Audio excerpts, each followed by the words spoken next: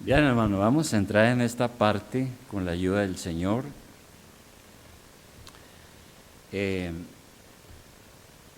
Hoy es el último domingo de que vamos a hablar acerca de todo este tema de la mayordomía. ¿Recuerdas que hace 20 días hablamos de qué es un mayordomo de Dios? Es un administrador, es todo eso que dijimos. Hace 8 días hablamos también de la ofrenda, poniendo como ejemplo a María, aquella mujer que derramó un perfume costoso en la cabeza y pies de Jesús y lo ungió, lo cual era también una costumbre, pero ella lo hizo de manera muy especial en su gran amor y gratitud al Señor por su salvación. Y hoy termino con un tema sobre ese asunto. Sucede, hermanos, que hay un problema a veces en muchas iglesias,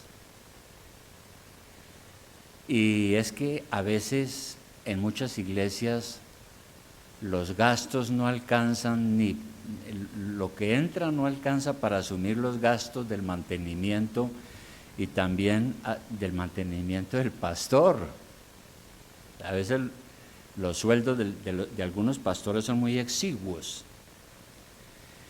Y entonces algunos pastores han tomado la decisión: no, yo no puedo depender de la iglesia, porque es que la iglesia, eso allá la gente no da ni 5. Entonces yo prefiero buscarme un trabajo. Algunos pastores han entrado a la universidad, han graduado también y luego son profesores de la universidad. Entonces tratan de dividir el tiempo entre la iglesia y lo que estudiaron para tratar de ganar un poco más o de sostenerse con sus hijos. Pero la Biblia dice que no se puede servir a 2 señores. Y la experiencia ha mostrado que esos pastores que dividen su tiempo entre la iglesia y su profesión, si es que la tiene además, entonces la iglesia funciona a medias. Hay muchas cosas, no pueden preparar sus sermones bien, sus enseñanzas, no pueden tener programas ni nada de esta cuestión, y entonces sus pastorados son un poco mediocres, precisamente por falta de un sostenimiento de las iglesias y de una responsabilidad. Es grande el problema. Ahora, hay unas iglesias donde antes les sobra la plata, ¿no? Y estas super iglesias grandes, estas mega iglesias, pues hay mucho dinero, es decir, hay de sobra, el pastor no tiene problemas de eso, ¿no? De escasez, pero tiene otros problemas también, porque a veces muchos pastores, por buscar enriquecerse, organizan en sus iglesias unas empresas financieras tan tremendas que mucho de lo que dicen no es cierto. Bueno, entonces sobre eso es que quiero hablar hoy. Y hay una especie de reacción en contra de ese tipo de evangelismo que se conoce como el evangelio de la prosperidad.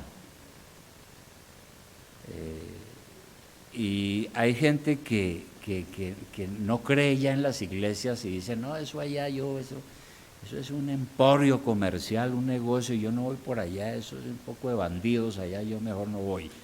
Entonces la gente ha entrado a 2 extremos. Uno dicen: yo no doy nada de eso. Si para ir yo a la iglesia a adorar a Cristo me piden plata, no.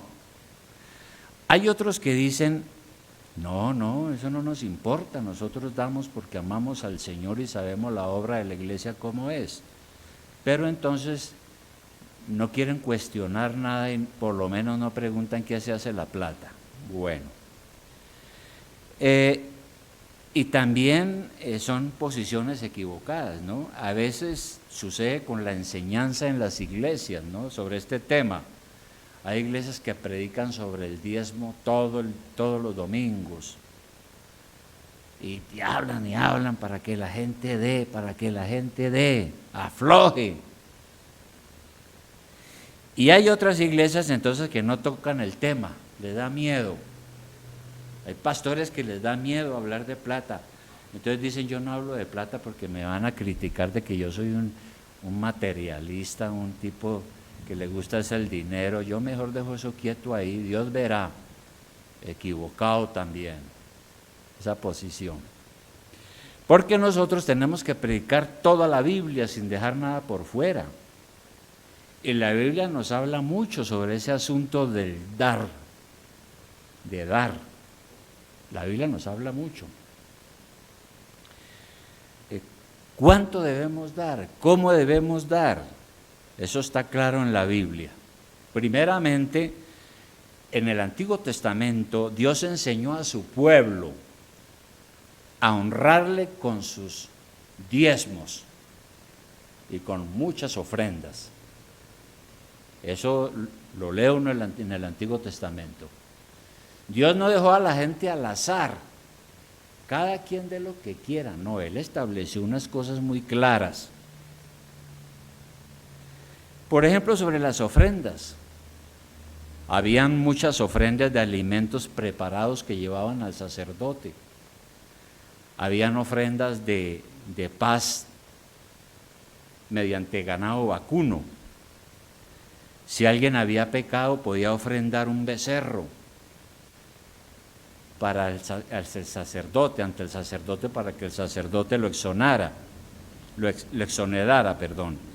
Y así habían muchas celebraciones donde había que ofrendar. Por ejemplo, vamos a mirar algunos de esos versículos del Antiguo Testamento. El primero es Deuteronomio 16.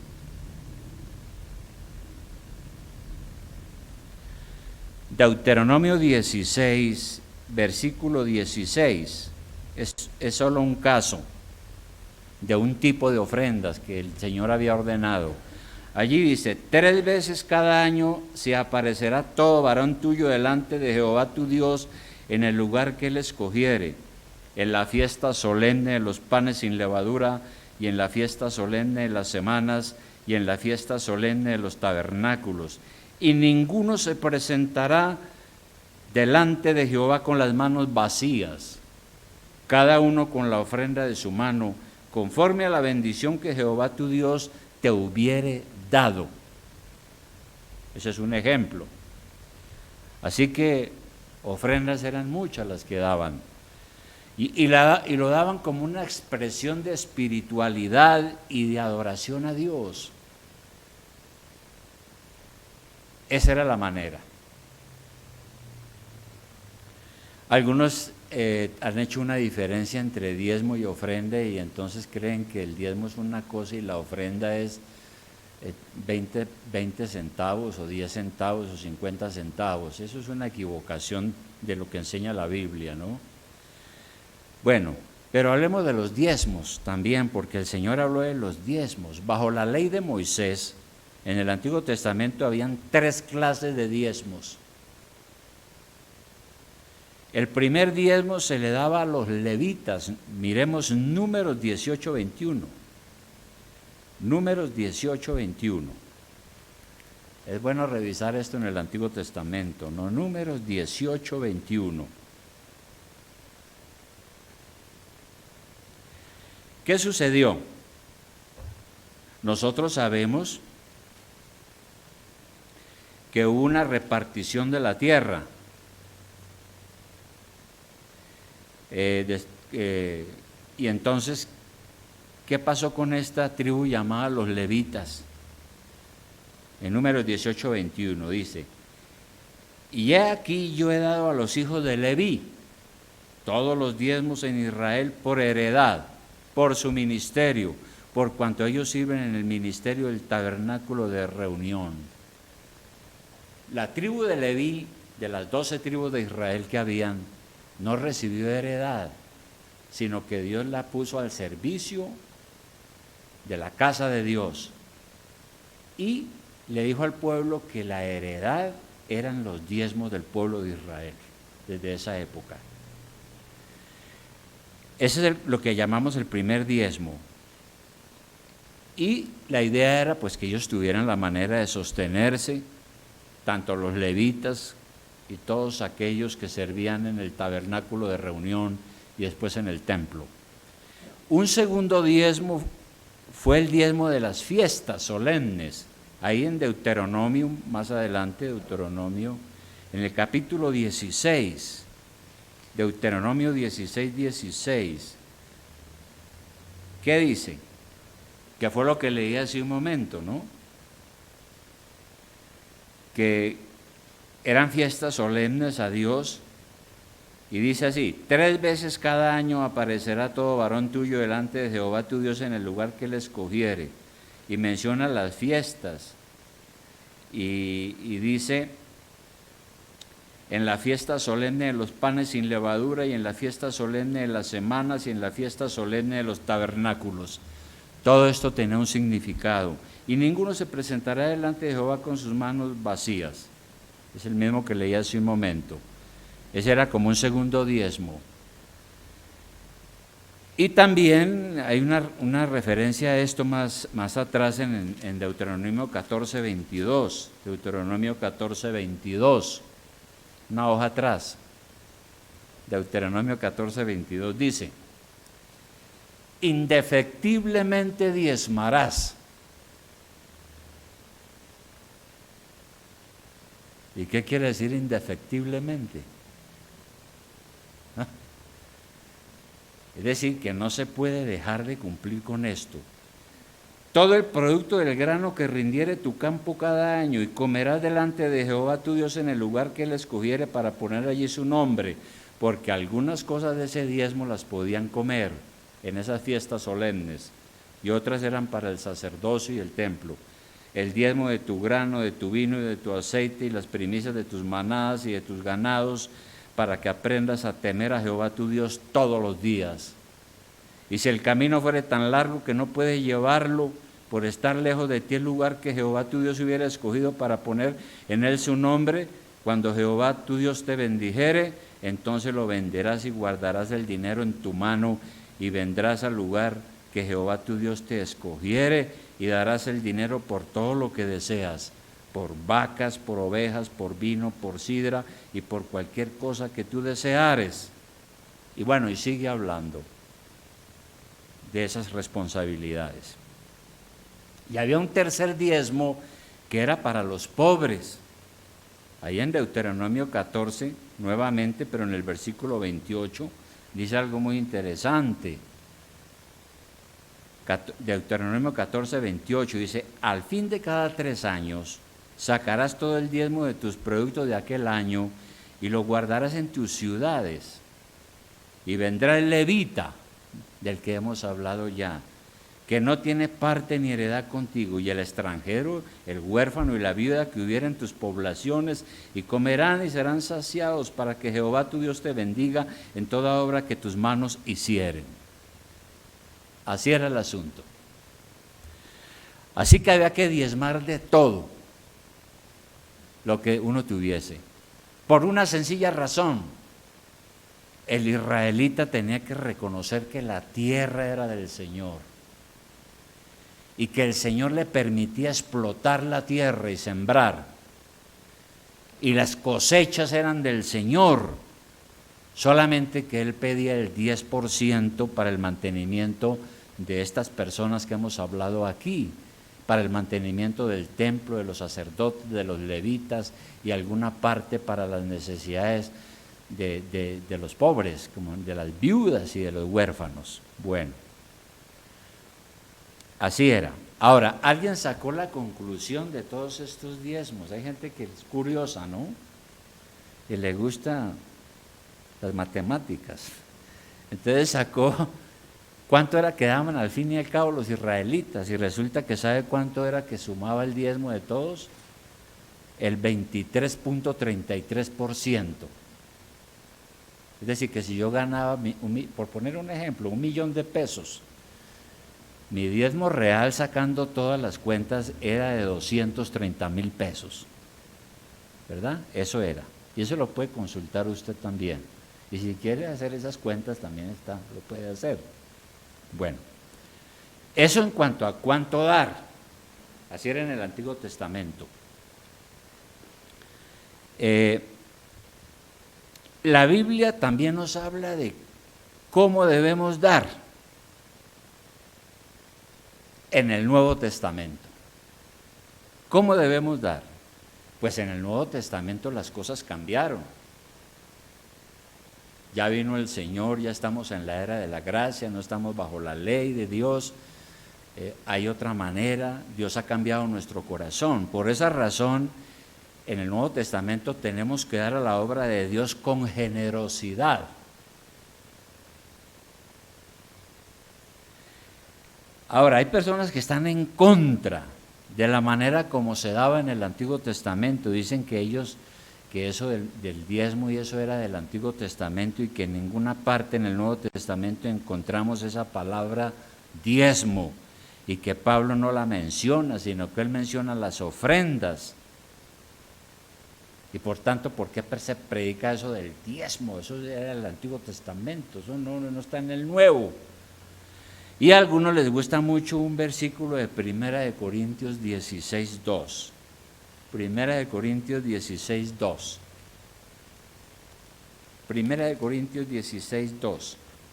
Porque allí está cómo era que la iglesia cuando comenzó daba sus ofrendas. En un caso específico, ¿no es cierto? Aunque este es un caso específico en el que se daba para una necesidad en la iglesia de Jerusalén. Pero hay un principio allí dice el apóstol, dice en cuanto al 1 Corintios 16:1, en cuanto a las ofrendas para los santos, o sea, los cristianos que estaban pasando una tribulación, haced vosotros también de la manera que ordené en las iglesias de Galacia, cada primer día de la semana, o sea, el domingo, en aquel entonces. Cada uno de vosotros ponga aparte algo según haya prosperado, guardándolo para que cuando yo llegue no se recojan entonces ofrendas, dice allí.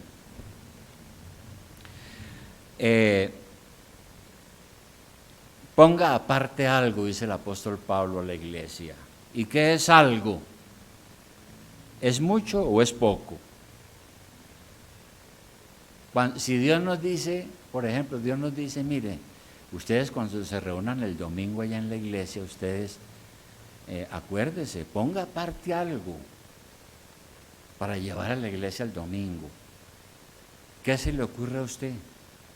¿Cuánto va a poner usted? El problema es que la palabra dice que nosotros tenemos que dar con generosidad, ¿no es cierto? Un cristiano es alguien que ha sido comprado con la sangre de Cristo. Eso dice el Nuevo Testamento. Dios nos compró, nos liberó del poder de Satanás y del pecado, de una vida inmunda. Pertenecemos a Cristo, por eso no somos dueños de nada y todo le pertenece al Señor y eso incluye nuestro dinero y todo lo que tenemos. Entonces eso nos lleva a pensar en el límite. ¿Cuánto debo dar? Y otra vez hay algunos que dicen, pero Pablo no dijo nada del diezmo. Bueno, nosotros sabemos que Pablo era judío y que él entendía muy bien el diezmo. Al fin y al cabo fue un fariseo, celoso. Pero en sus enseñanzas, después de que se convierte y es un apóstol, él habla y exhorta a ser generoso con la obra de Dios. Y en un sentido él deja libre el monto de la ofrenda, esperando que los hermanos sean generosos. Ahora, no da una cantidad exacta, sino que deja a la iglesia en la libertad. Ahora, si aquí en la iglesia alguien resuelve en su corazón dar el 12% o el 15% o el 20%, está en libertad de hacerlo, pero tiene que hacerlo voluntariamente y con alegría. Aquí no obligamos a nadie, pero es libre de dar no solo el 10, sino el 15 o el 20 o lo que quiera. Si otro hermano llega y dice, no, yo creo que yo mejor voy a dar al estilo del Antiguo Testamento. Es decir, si en el Antiguo Testamento se daba el diezmo, yo voy a dar el diezmo. Pues hágalo, es libre, délo con amor y alegría y voluntariamente. Nadie lo está obligando, pero sepa que Dios está mirando su corazón, su generosidad, su amor por la iglesia, su responsabilidad, y seguramente lo va a bendecir cuando usted lo hace por buenos motivos. Así es. Allá atrás hay unos sobres, porque fue que alguna vez vino un hermano y dijo, no, es mejor pongamos un sobre que diga diezmo. Porque si no ponemos eso, la gente aquí es muy tacaña, hermano, y termina dando por ahí 10 pesos. Entonces alguien dijo, pongamos los sobres, para el que lo quiera hacer. El que no lo quiera hacer, pues no está en la obligación. Aunque es una cosa de amor y de voluntariedad que debemos hacer, como ya lo estamos viendo y lo hemos visto. Porque, hermano, la verdad es que si uno es tacaño, la Biblia es clara, la Biblia dice, el que siembra escasamente, segará escasamente. Da y se os dará, dijo el Señor. Pero si uno es tacaño, a veces el Señor cierra el grifo también, ¿no? Cierra la llave. Es una cosa de conciencia. Ahora, es verdad, los judíos en el Antiguo Testamento daban un diezmo como una obligación bajo la ley, era un impuesto casi. Pero el que lo daba con amor y alegría. En el Nuevo Testamento nosotros no ofrendamos como una obligación de ley, sino como un asunto de amor a la obra de Dios. Segunda de Corintios 8:9. Segunda de Corintios 8:9. ¿Qué dice allí? Y es precisamente un capítulo sobre las ofrendas, escrito por el apóstol Pablo. Segunda de Corintios 8:9. Mire lo que dice él. Segunda de Corintios 8:9. Dice, porque ya conocéis la gracia de nuestro Señor Jesucristo, que por amor a vosotros se hizo pobre, siendo rico, para que nosotros con su pobreza fuéramos enriquecidos. ¿Ve? Es una cosa en respuesta al amor de Dios. Ahora, en Primera de Corintios, ahí más atrás, en el capítulo 16:2, hay ya lo leímos hace un momento, cuando el apóstol recomienda que cada primer día del domingo cada uno ponga aparte algo. Esa es una buena enseñanza porque en ese pasaje se resaltan 4 puntos. El primero, debemos dar como individuos. Cada individuo, cada persona en la iglesia que gana, que Dios lo bendice, tiene la responsabilidad de ofrendar a Dios para la obra, de manera individual. También regular, porque por eso aquí las ofrendas se recogen cada domingo, porque es posible que algunos hermanos ganen cada domingo, o recibieron la quincena, o recibieron el mes, o hicieron algún negocio. Metódica, porque cada quien decide en su corazón cuánto dar, y proporcional a lo que Dios lo ha bendecido. Si yo gané 5 millones de pesos, es una tacañería ir y dar 5,000 pesos, 10,000 pesos. Eso es una mezquindad delante de Dios. Entonces tiene que ser proporcional, porque es que la ofrenda es un asunto entre usted y Dios, finalmente. Y Dios siempre toma en cuenta nuestras circunstancias. Él sí sabe cuánto usted puede dar. Lo importante es que lo hagamos como un privilegio, no como una carga. Ay, es que yo tengo que dar. No. Y tampoco uno da por el sentido del deber. Tampoco. Uno da por amor al Señor y por un deseo de que la iglesia crezca y la iglesia avance y más personas se conviertan a Cristo y hayan más pastores y haya más predicación. ¿verdad? Y haya más lugares de adoración. Es por eso que uno lo hace. Bien, y nosotros lo hacemos bajo la gracia, claro. Y volvemos a hacer la pregunta. Si los judíos bajo la ley daban el diezmo para sostener el templo y los sacerdotes, nosotros los cristianos que estamos bajo la gracia, ¿vamos a dar menos que los judíos? Yo creo que no. Y más si lo hacemos por amor. ¿Qué tan agradecido está usted con el Señor? ¿Qué tan agradecido está usted con el Señor Jesucristo? Todo depende de la gratitud que usted tiene al Señor. Todo depende. En Lucas 7:47 hay un pasaje que no lo vamos a leer todo, pero sí un principio que se establece ahí en Lucas 7:47. Es esta mujer que también unge al Señor. Hay un debate si era la misma o no, de la que hablamos hace 8 días, pero eso no es lo importante ahorita, sino el 47, cuando el Señor dice lo siguiente, dice, por lo cual te digo que sus muchos pecados le son perdonados porque amó mucho, mas a quien se le perdona poco, poco ama. Y a ella le dijo, tus pecados te son perdonados. Entonces, si uno considera que el amor perdonador de Dios ha sido poco para uno, pues uno va a amar a Dios poco. Pero si uno reconoce que uno estaba hundido por el peso del pecado y en una vida miserable y confundido, y Dios lo sacó de allá, entonces uno se da cuenta de cuán grande ha sido la misericordia de Dios. Y uno se da cuenta que uno no tiene con qué pagar las cosas que Dios ha hecho por nosotros. Ahí está el punto. ¿Qué tan agradecidos estamos con el Señor nosotros? De manera que, ¿qué pide Dios en el Nuevo Testamento entonces? ¿El diezmo?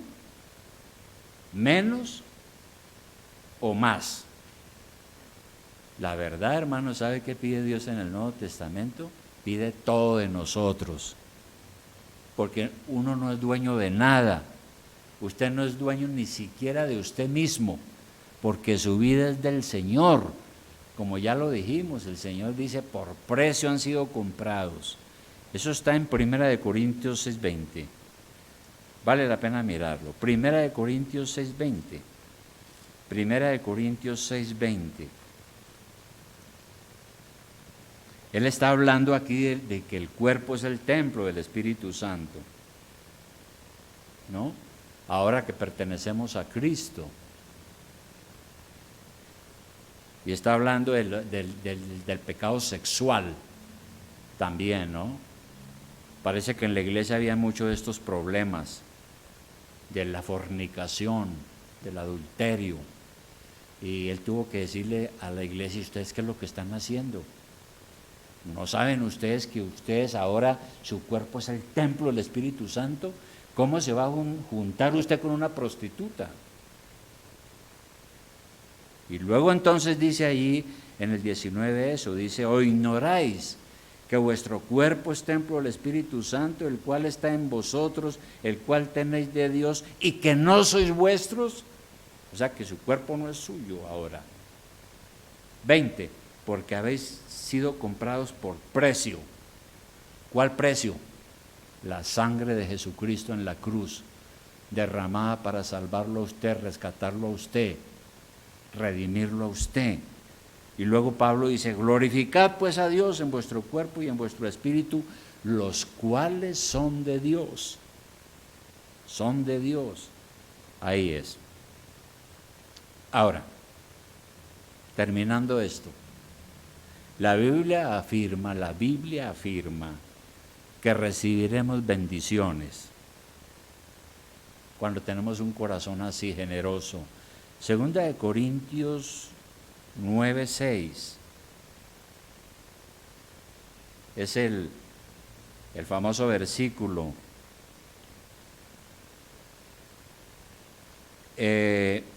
Y leamos el 5 también, que es interesante porque Pablo está hablando de las ofrendas y él dice: por tanto tuve por necesario exhortar a los hermanos que fuesen primero a vosotros y preparasen primero vuestra generosidad antes prometida, para que esté lista como de generosidad y no como de exigencia nuestra.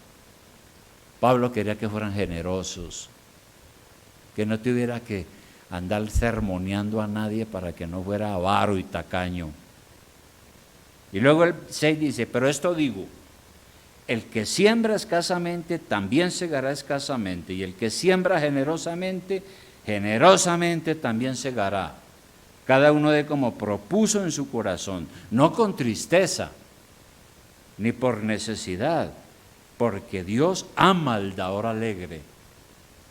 Y poderoso es Dios para hacer que abunde en vosotros toda gracia, a fin de que teniendo siempre en todas las cosas todo lo suficiente, abundéis para toda buena obra.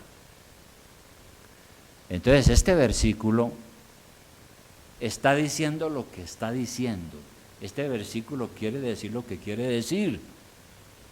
Aquí no está hablando de bendiciones en la otra vida. Está hablando de esta vida, de aquí donde estamos ahora. No es espiritual la interpretación, es literal. Y es por eso, hermano, que a veces en las iglesias alguien dice: yo no puedo dar porque mi situación económica es muy difícil, antes necesito es que me den. Y el Señor dijo: más bienaventurado es dar que recibir.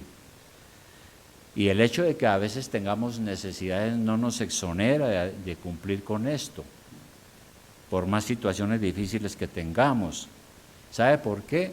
Porque es que uno tiene que dar con sacrificio. Cuando menos haya es cuando más debemos dar. Y eso es valioso ante el Señor, lo que se hace con sacrificio. Cuando pasamos estrecheces, recordemos la ofrenda de la viuda, que el Señor dijo: esa dio más que todos, porque dio con sacrificio de su propio corazón. De manera que si alguien piensa: yo no puedo, tengo muchas necesidades, ¿cuándo será que podrá dar entonces? ¿Cuándo? Conclusión: desde un principio Dios definió cómo se ha de sostener su obra. En el Antiguo Testamento su obra era pues el templo y toda la organización sacerdotal. Enseñó a su pueblo cómo hacerlo. Y hay una pregunta que nos tenemos que hacer: ¿qué prioridad tiene el Señor en nuestras vidas? Esa es la pregunta que tenemos que resolver. ¿Jesucristo es realmente el primero en su vida? ¿O nos ponemos nosotros y nuestros propios deseos primero? Tenemos que asegurarnos es que Cristo tiene que ser el primero en su vida. Y pídale que lo guíe en estos asuntos que acabamos de predicar hoy. Para Dios es importante cuánto damos, pero también con qué actitud damos. Por eso Pablo dice: el que da con alegría, Dios ama el dador alegre. Si Dios ve que ofrendamos con generosidad, con sacrificio, aunque nuestra situación económica no está tan buena, Dios se agrada y bendice. Hay promesas de bendiciones si damos con fe. Y son muchas promesas que tenemos. Ahora, aquí no estamos hablando de esa cosa de la doctrina de la prosperidad. Aquí no estamos hablando de eso, de como una especie de transacción mercantil, ¿no? Pastores de las iglesias grandes que le dicen a la gente: denme $1,000,000 y Dios se lo triplica.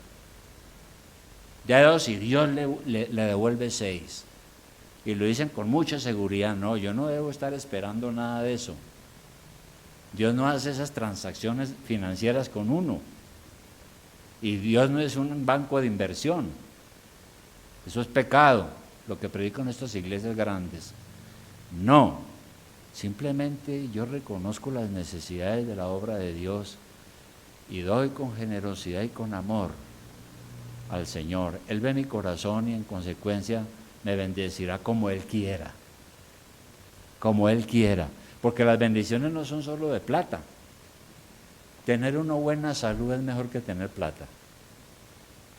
Tener una buena esposa, un buen esposo es mejor que tener plata. Tener buenos hijos es mejor que tener plata. Y bueno, y hay tantas cosas, ¿no? Y bueno, y si Dios quiere bendecir a alguien y hacerlo rico con plata, pues Él sabrá. También es posible. Entonces la pregunta, hermano, es, ¿cuál es el sentir de su corazón en este asunto de ofrendar a la iglesia? ¿Qué hay en su corazón? ¿Con qué actitud lo hace? O uno anda a veces sacando pretextos.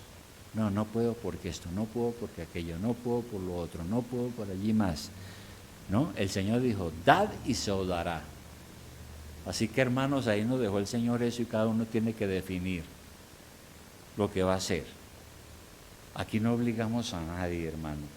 No estamos bajo la ley de los judíos, pero sí estamos en la era de la gracia, hermano, donde Dios nos salvó y todo se lo debemos a Él. Así que ahí quedamos con eso. Y es una decisión que usted tiene que tomar, hermano. Que Dios le ayude a esto. Vamos a orar.